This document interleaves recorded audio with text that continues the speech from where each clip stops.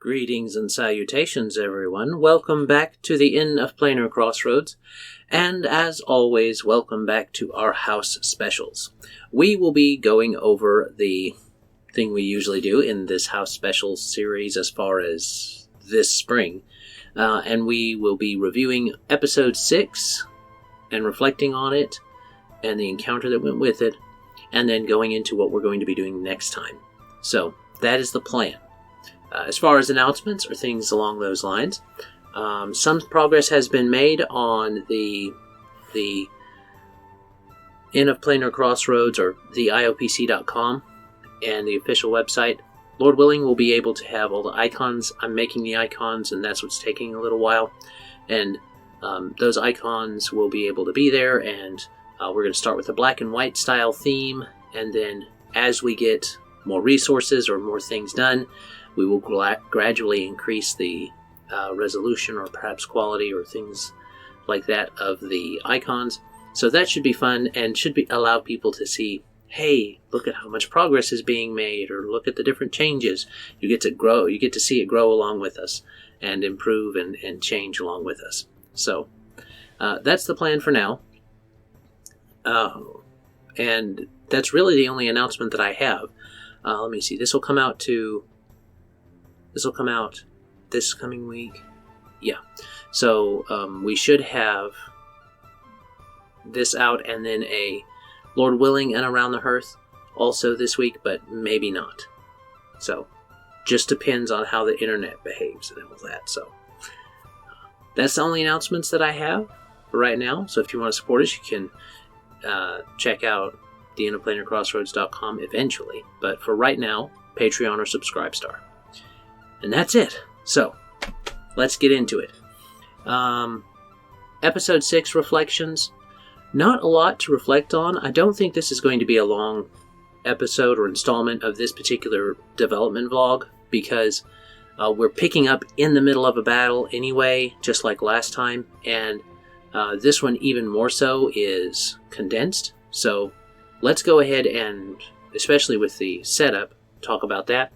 I read the flavor text last time, and the kids have obviously resigned themselves or accepted the fact, resigned themselves to the fact or accepted the fact that the description's not always going to match. And like I didn't want to have to rewrite a whole bunch as we went on, so those other ones I'm going to have to revise anyway. I went ahead and tried to do a little bit of that this time, and just not have to go back and redo that. So it did talk about that in there, and the kids understood that. We're all fine with it and everything.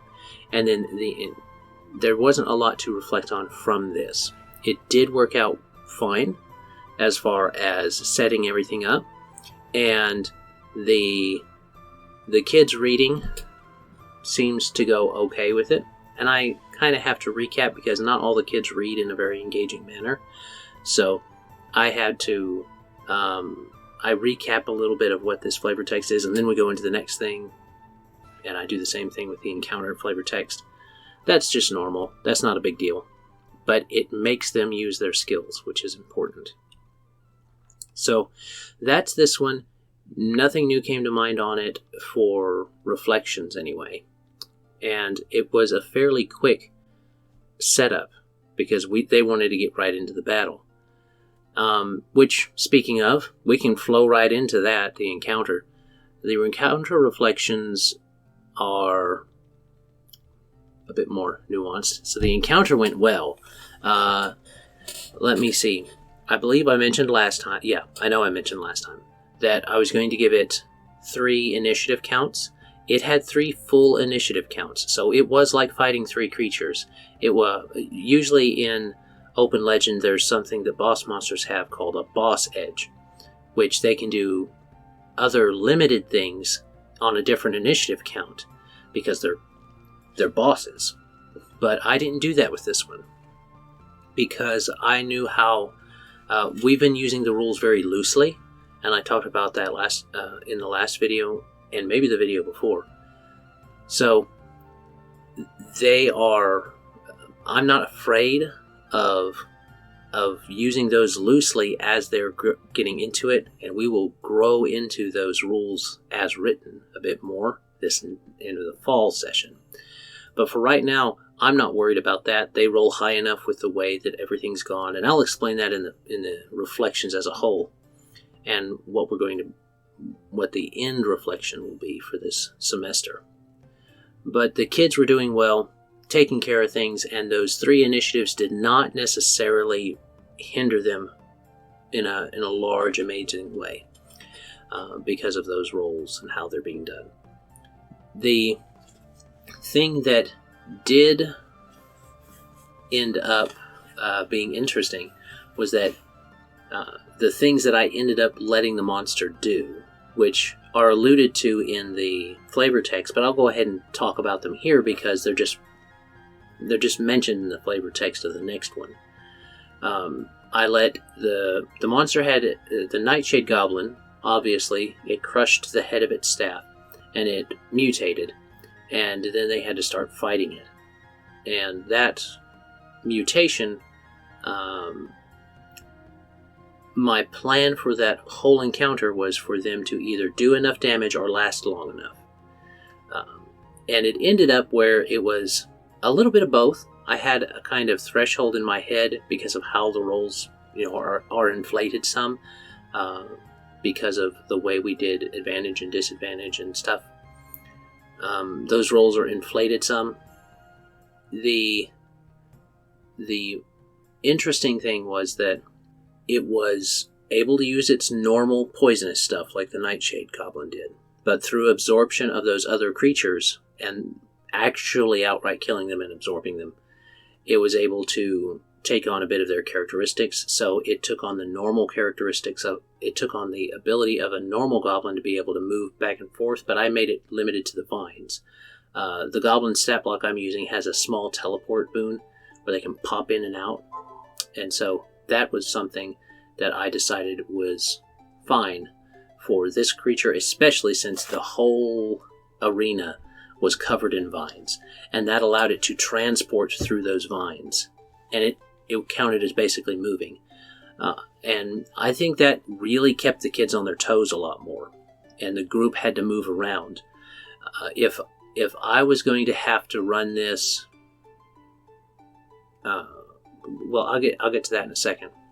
Let me keep explaining. So it was able to use the poison. It was able to use that movement back and forth very easily through the vines, and it was able to cause thorns to shoot up, just like it did to skewer those creatures.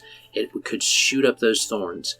Now, if somebody got hit, I was not going to have them then absorb that life essence. I wasn't going to do that, because giving it a heal along with damage would be a little potent for having also 3 initiative counts.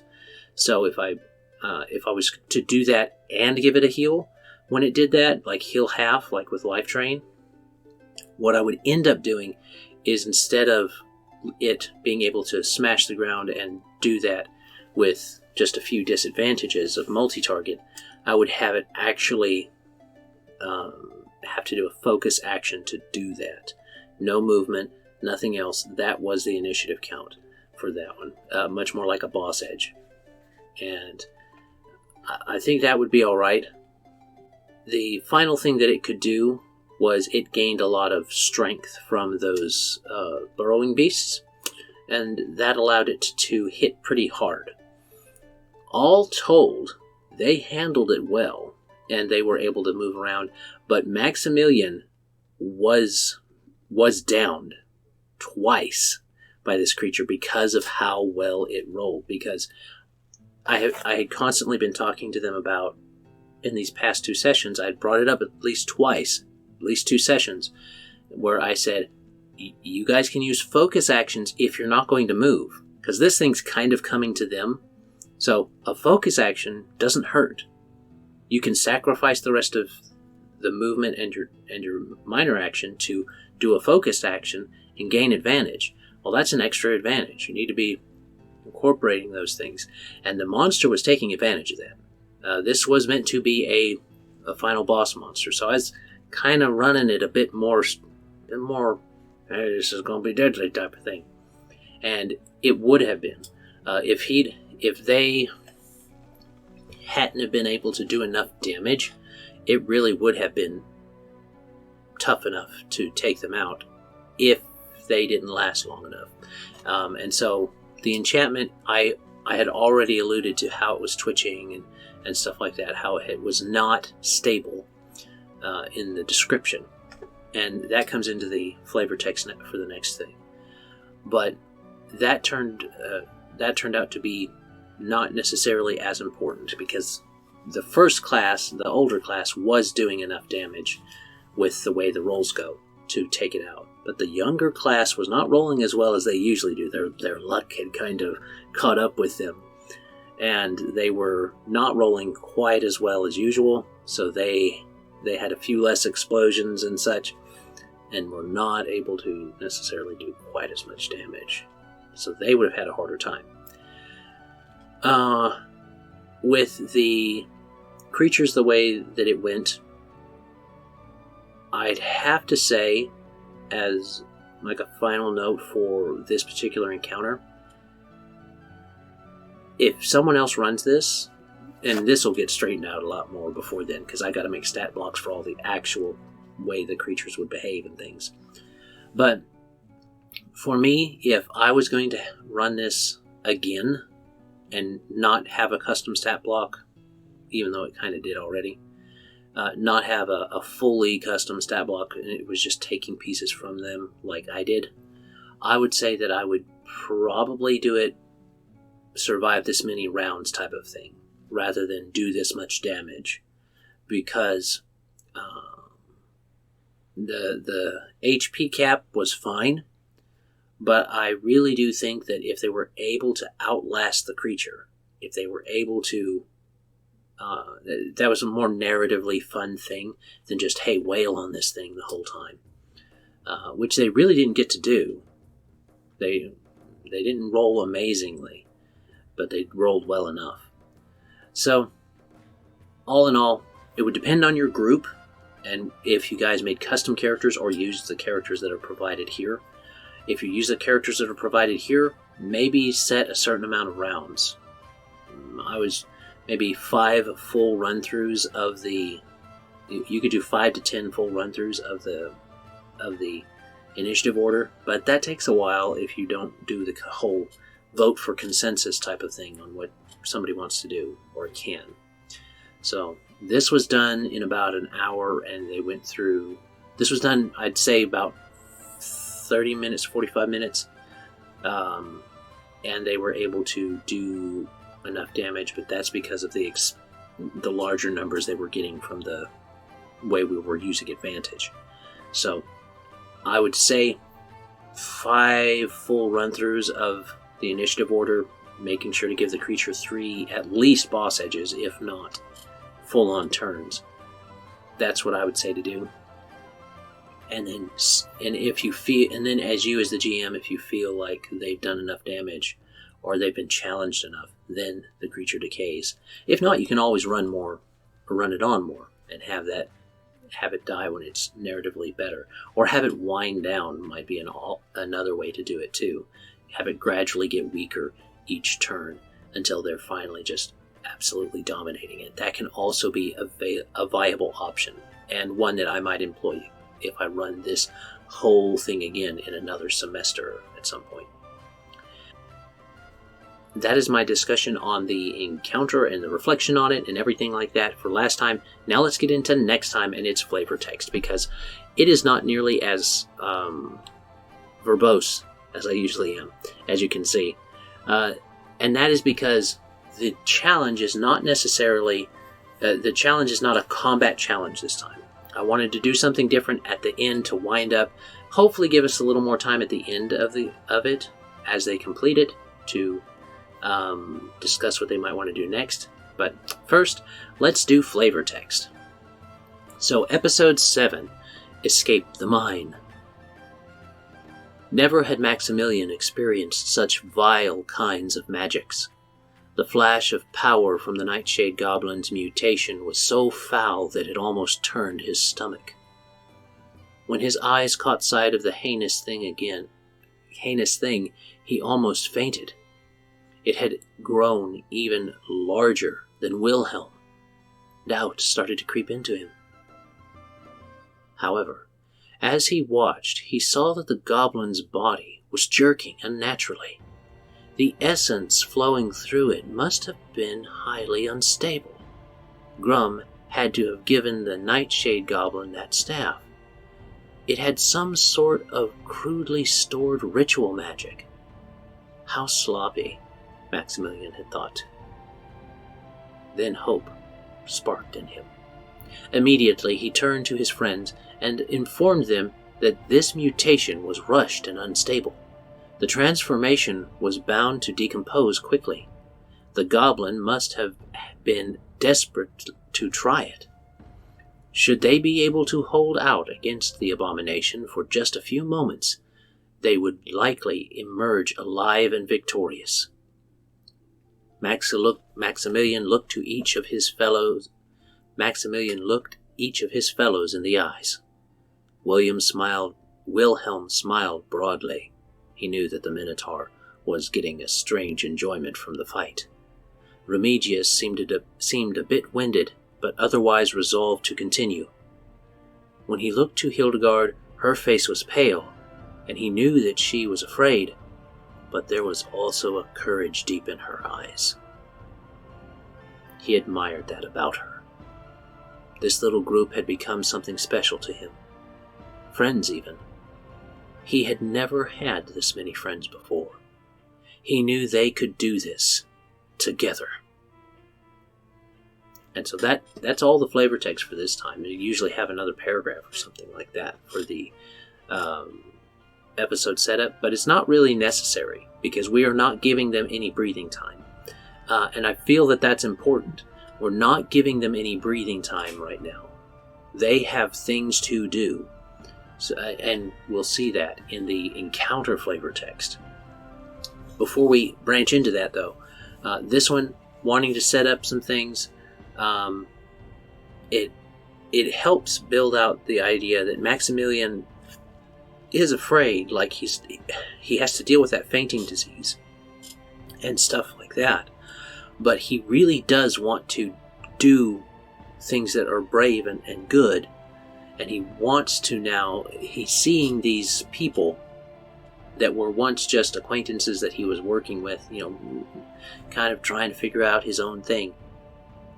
They're now valuable to him in a way that other people haven't been. They are his friends. They are not just his colleagues. They are not just fellow adventurers. They have become friends because this is not something that we've discussed and gone into either with the kids when I'm running it or here in the reflections, but this is not taking just next day. Like, these aren't things happening day after day. This is a journey they've been on for nigh a month. Might have to go back and look, but it's been at least 3 weeks for things to go back and forth. You see, there were a couple days there and a couple days there. Like, days have passed, weeks. And in these high-stress situations, connections are built, very, very solid connections are built in those moments. Especially having to go down through the mine altogether, having to deal with all those ambush tactics from the goblins and all that stuff. It was tough. And it should be tough. And it should build those connections. This is combat friendships being built, as well as journeying. So they have that bond there built up, and I wanted to put that in there somewhere. And so we're seeing that there. All right. Trying not to take too long. Trying to keep these kind of shorter. The encounter flavor text for episode 7. The conflict raged on. The mutated goblin demonstrated the expanded skills gained through the ugly magic. Not only was it using its poisonous flowers, but now it was able to travel through the vines to reach anywhere in the chamber, shoot massive thorns up through from the floor, and swing its overgrown arms with devastating might. The wicked aberration knew how vulnerable the mages were and focused much of its aggression on them. They complemented one another, maneuvering in and around each other's assaults. Knife flashed, sword swung, flame leapt, and light shone. Back and forth went the flow of battle until the cursed beast could hold itself together no more. The internal glow of Grum's fell enchantments dimmed, and the husk of what once was the engorged homunculi slumped to the ground. All that remained after the green mist faded was a mass of vines. The group smiled exasperatedly to themselves. Finally, they had thwarted the threat of Grum's invasion. Then there was a rumble. Boom, boom, boom. So, I always like to do that. Leave the kids off on a tangent, on a cliffhanger statement. Will this happen? What will go on? Anyway, so in that one, in that flavor text, we see the mentioned new things, which I will kind of state, or might be a little important for the LM, the person running it, that you're supposed to kind of read ahead to the next encounter or two so that you have an idea of what's coming for people. And this would allow somebody to be like, okay, these things have changed. But you'd get that in a stat block anyway, which I would provide. The thing I'd like to say is a bit interesting, with a bit more leaning towards those rounds taken, and then the idea of this this overgrown or engorged, or whatever you want to say, Nightshade Goblin wearing down slowly. So it's full power at first turn, second turn it's maybe still kind of at full power. By the third maybe it gets 3 turns full power, and then it goes down from there. That might work well, especially if I think that would work really well in a home game, not necessarily in a timed, hey, you've only got so many things to do this. Because like I said, it took us 40 minutes or so to get through right around 40 minutes to get through 3 rounds, because people are submitting ideas and options, what do they want to do. And there were 7 initiatives to run through, because this thing gets 3 and they each have 1. So, that plays a part in that. 7 initiatives to get through. So, that's something to consider and think about.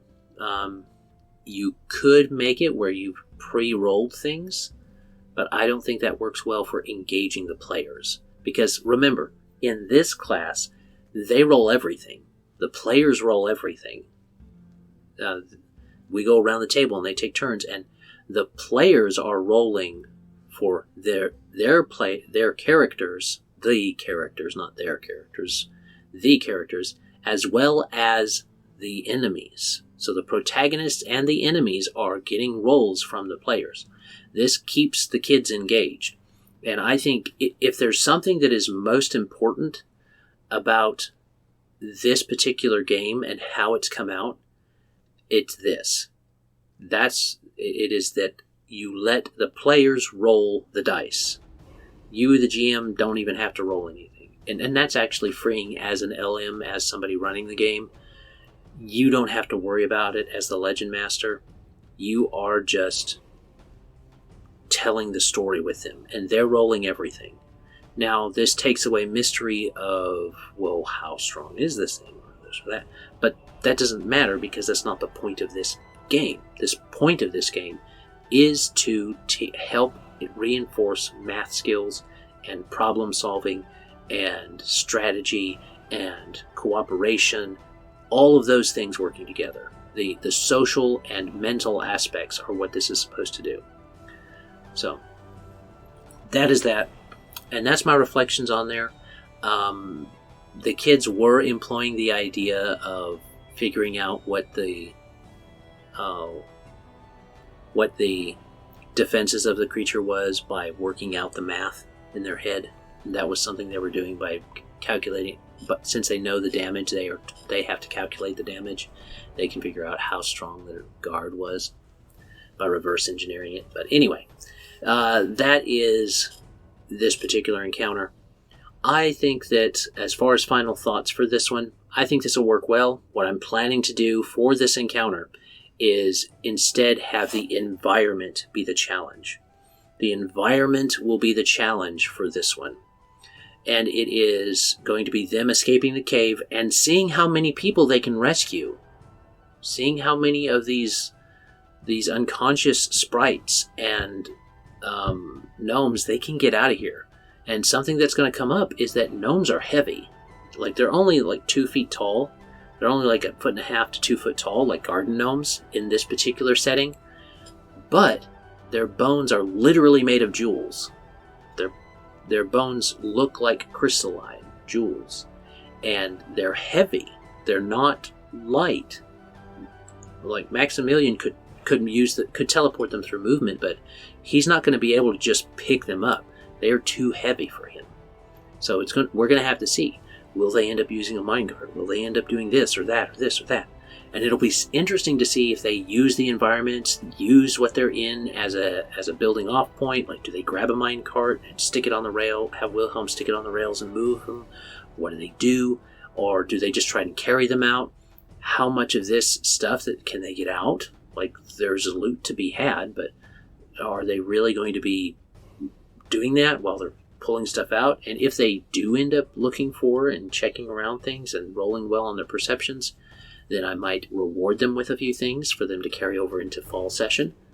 But other than that, I think that that's what I'm looking forward to, is just seeing what happens when they go and try to escape and rescue or not a lot of these sprites and gnomes and stuff. So that's what I got. I think that this should be fun. The kids should have a lot of interesting things to add with this, as well as having a different kind of challenge than just combat. This isn't just combat anymore. They've got to get out. So, there you go. I think that's everything. We hope you had a great time. And as always, have a great day. God bless and enjoy. Bye.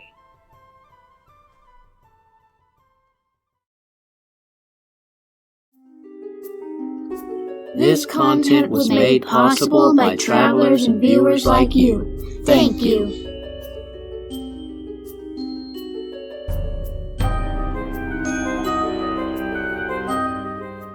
The group refused to give in. They come, blah. Alright, all done. This should be fun. I'm hoping that they rescue some of those sprites and gnomes. Be real bummer if they just left them all to die. But I don't think so. There's some heroic kids with heroic ideals in the whole group. So I'm not gonna have it completely crushed down on them. It'll be kind of timed, but it's not gonna be timed too bad. Anyway, should be fun.